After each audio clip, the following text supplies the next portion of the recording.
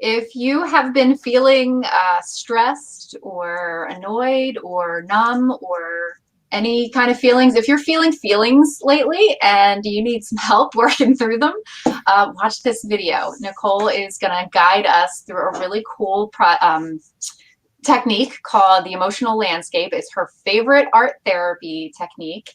And we're actually going to make some art today, right now. So we're going to make some small talk while you run and grab some art supplies. I've got my crayons and things in front of me. So you go get some paper and art supplies and come back, and Nicole and I are going to do some really fun stuff today. So hi, Nicole. Good morning. Hello, how are you? I'm good. I'm excited for this today. Me too. This is like my favorite thing to do. Just like art in general. I'm a very art kind of based kind of person. So anytime I get the opportunity to do art with clients or on a live stream, it's a happy day. So I'm looking forward to this. Very cool. Are there specific art supplies that we should be looking for? Or does it matter? It doesn't matter. A lot of times I just say whatever is comfortable for you, whether that's crayons, colored pencils, chalk or oil pastels, watercolor if you want to get fancy, like whatever it like floats your boat, it's totally cool to do this. I actually, on my example, it's watercolor. So it's really open. Um, cool. So let's just start by telling people what is art therapy. So art therapy is a way of expressing emotions, feelings, processing through different traumatic situations or stressful situations in a more alternative way. So this kind of technique can be helpful for times where expressing emotions is difficult. If you're working with children, adolescents, if you're working with populations that might not be as verbal. So some kids on the spectrum or individuals on the spectrum that are nonverbal. Or if I've seen like art therapy used with like stroke and like cancer patients that like might be able to like express themselves better with art. It's a very, I'm trying to find my words because I'm very excited, but it's like it's a way of expression without having to do a lot of like that talk therapy, and it can be used in conjunction with other more like traditional talk therapy techniques. So like for me, a lot of times this is a great opener for uncomfortable conversations, for doing a lot of that emotional connection for the person. So, okay, like I know that I'm feeling like this tension, this like frustration, something's going on, but I'm not exactly sure how to express it. This is a really great way to do so. And it's using the different things that the client is doing for me to kind of pick up on what they're trying to talk about. So using color, lines that they're using, if whether they're heavy lines or thin lines, that tells a story, and can really identify some of the emotions that come up, and then gives me something to also ask the client of, I see you're using, a lot of red, like tell me about like what made you pick that color, or you seem to be really going at those lines, like tell me about like what's going on in the process for you. Gives you something to talk about. Right. And that's like the best way to use the technique that we're going to talk about today. Yeah. With the emotional landscape. It's like I've used it with a bunch of different clients because it's such a good opener. If it's like, okay, like I've been feeling really depressed lately, or my anxiety has really been ramping up, or I'm stressed out. Okay, cool. Like in the moment, tell me, like, what does it look like? And make it a landscape. And there's different questions that you can really throw out there once the piece is done, or like as they're going through the process? Yeah. Well, let's do it. I've never been on the receiving end of emotional landscape, so I've got my piece of paper here, I've got a whole stack of crayons, and I'm going to be your client today. So what should I do? Okay, so Lisa, I'm just going to ask you to make a landscape based on the feelings and like thoughts that you're having today. So off of your current mood, what would that look like as a landscape? And it could be any kind of landscape, really. It just has to identify with the feelings that you're having. Okay. So a lot of times it'll be a bunch of silence, depending on the client or the situation. But for the video's sake, I'm not going to make us sit in silence. So a lot of times with an emotional landscape, what I'm thinking about is not just the finished product. Kind of seeing how the thought process works for the client, and kind of seeing what emotions come from their nonverbals as well. So body language, the colors that they're picking, how long it takes them to think of what they're going to draw. And that can be opening questions as well. You don't necessarily have to be in counseling to do art therapy or to use expressive techniques in order to talk about like your emotions. I encourage anybody who, if, like sometimes journaling is a big thing, art and just drawing your feelings out is beneficial as well. So at home, if you're not doing this live with us right now, I would encourage you to take the opportunity to, at the end of the day, maybe draw an emotional landscape. What would it look like? Would it be in a forest? Would it be a garden? Would it be a beach scene? It really can go anywhere. And just to use that as a stepping stone for yourself, to get in touch of where you're at emotionally.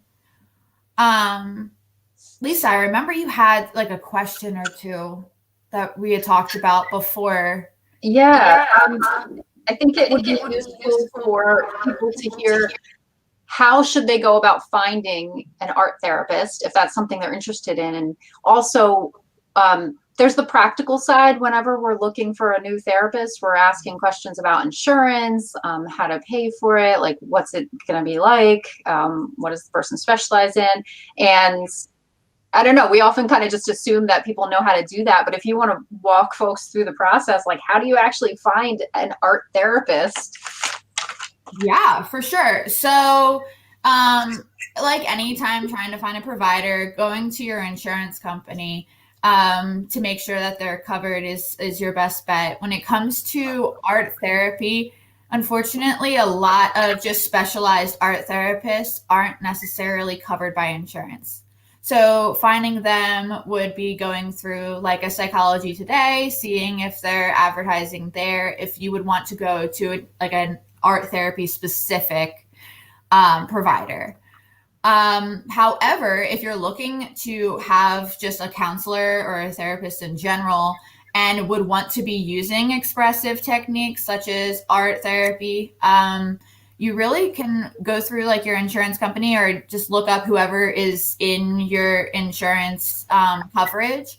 And when you're talking to them and like getting to know the practice, asking them if they are open to using expressive techniques, right? So, hi, I'm looking to find a counselor, I'm looking to find a therapist, and I really would like to see somebody who would be willing to use art therapy techniques, and use more expressive things like on top of using talk therapy. And I'm wondering if that's a service that you offer or something that you're familiar with.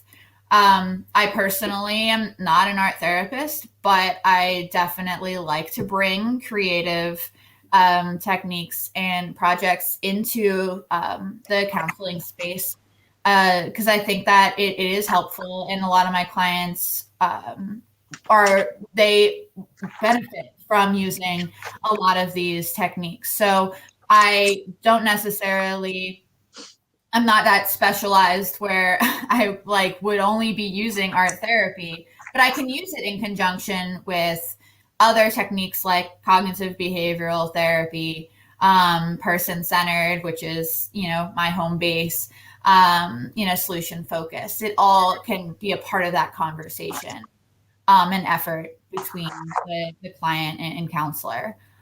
And some of these times too, it's good to just kind of like look up what different types of therapists are out there. I think like a lot of times we just think of like, I always thought of like Freud sitting next to like a couch asking you how you were feeling that day. And like that was like the only counselor that I thought like, yes, like they're sitting there with like a big like, notepad, like waiting for you to talk. And how about your relationship with your mother? Yes, exactly. So like that, like I think that's like something that comes up a lot. So looking to see like what kind of counselors are out there. And then of course seeing if like, insurance will cover it. If, those are something to kind of think of. So Lisa, I'm curious, what did we draw today? Okay. Should I explain it or should I just show it? So show it first and then I'll ask you a few questions. Okay, let me get it in front of the, hang on. Okay. So I'm seeing a sun. Is that it? So it's a road with flowers? There's a road. Yep. And then on the one side of the road is the flowers and the sun. On the other side, it's you holding an umbrella. Yeah, and you can't see the raindrops, but there's raindrops on this side. Okay. So kind of walk me through what your picture is telling us. Okay, so there's a few things that inspire this. Well, two things really. One, when you said the word emotional landscape, I remembered a story that my dad told me. My dad grew up in New Mexico, and he said in New Mexico, which I think I've been to once for like a weekend, but so for all intents and purposes, I've never been in New Mexico. But he said the weather is really strange there, and you can be walking down the street, and on one side it can be beautiful, sunny, bright, nice, and on the other side it's like pouring rain. Wow, yeah. That just stuck with me. I'm like, what a weird place to live. And also that would be kind of neat. But there's also a really cool jazz song. Oh man, now I'm not going to remember who wrote it, but it's called Sunny Side of the Street. And I do actually make an effort to walk on the sunny side of the street whenever I can, because I like the warmth, and the like summer is like my season, Anyway, so how this relates to my picture, I was kind of thinking like I feel a lot of complicated emotions these days. We're still in a pandemic, but more and more people are getting vaccinated. So like I'm sad and frustrated and cooped up, like in all of those like dark, all those like dark rainy feelings. But I'm also hopeful because of the vaccines coming out, because it's spring and we're going to all start getting together outside more. So like there's still a sunny side of the street. And as I was drawing it, psychoanalyzing myself, which we should never do, I was thinking, oh, how interesting that I put my little person on the rainy side still. So I'm not over here walking on the sunny side right now, but in real life I do. That was where I was gonna go next. Of like, I see that I think it's like an orange or a red that the umbrella is, which usually signifies some like frustration, that like sometimes anger, but like an intense emotion. And you're holding it on this like the rainy side of the street, which it sounds like even though you usually like to walk on the sunny side, that maybe at this point with a lot of those complicated emotions, you're still kind of feeling the rain. Yeah, definitely. And how interesting. I didn't know that about the color red, because I actually thought, should I pick purple because purple's my favorite color, or should I pick yellow because in How I Met Your Mother, the yellow umbrella, yes. I watched it lately. And then I was like, man, I just grabbed the red one. And you're right. I'm freaking angry at COVID. Yes, yeah. I'm still on the rainy side of the street when it comes to this, damn pandemic. Well, and that's like you're looking at the other side, right? Of that, like, you see all the nice flowers, which are purple. I noticed that. So it's like seeing all of those things that we've once had and were in the past and we're hoping for in the future. But they're still a little bit farther away, which is then shown on the road. And I noticed too of that your person is very dark. Like the lines that you use to draw your stick figure is much darker than sometimes like some of the like road that you did, and also like the pretty flowers is very delicate. And like shows more of like that again, that intensity, that feeling of like that frustration, a lot of that like energy that's going towards that side of the street. And I put thought into that as well. I was searching for a black crayon to do the stick figure, to do me. And of course I always do red hair when I draw myself, but for the actual like person, I was looking for black and couldn't find it. So then I went with dark blue. And you're right. That's the most intense part of the picture, even though it's like also the simplest, because I totally phoned it in on the person. I'm like, that stick figure. That's what the eye gets drawn to. Like you see like that intensity, right?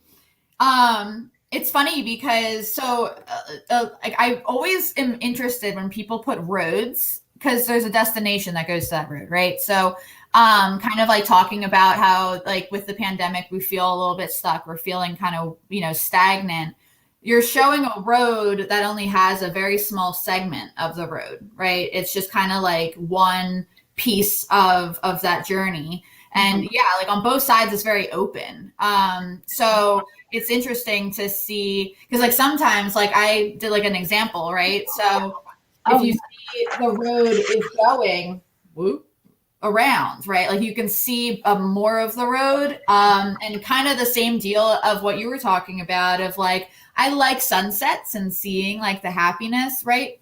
But it's also kind of surrounded by some of this more darkness or like, feeling of like frustration. But wanting to kind of be in happier times. Right. So it's just interesting about that piece of the road. I'm wondering like if you had like is that just because of like, I know you just said about the sunny side of the road, if that was part of it, or was there more to the road? I was not consciously thinking about the road being, like a journey, part of a journey or a destination or leading to a destination. But of course, in my personal and professional life, I'm very driven. See what I did there? I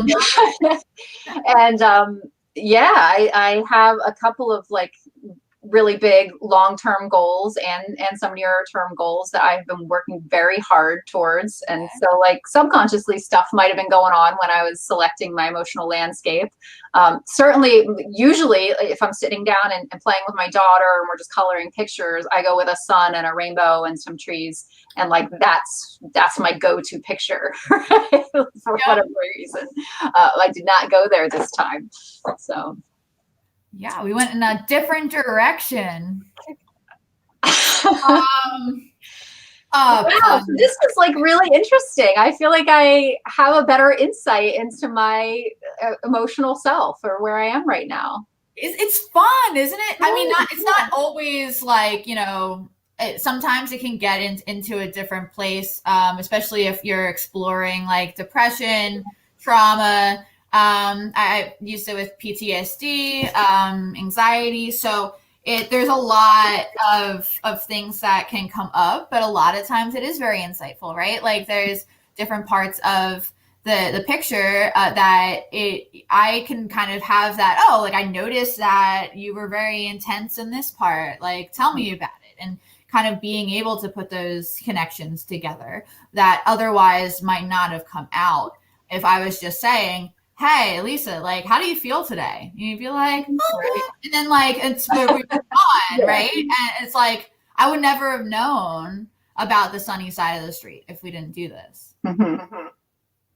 Cool. Well, thank you.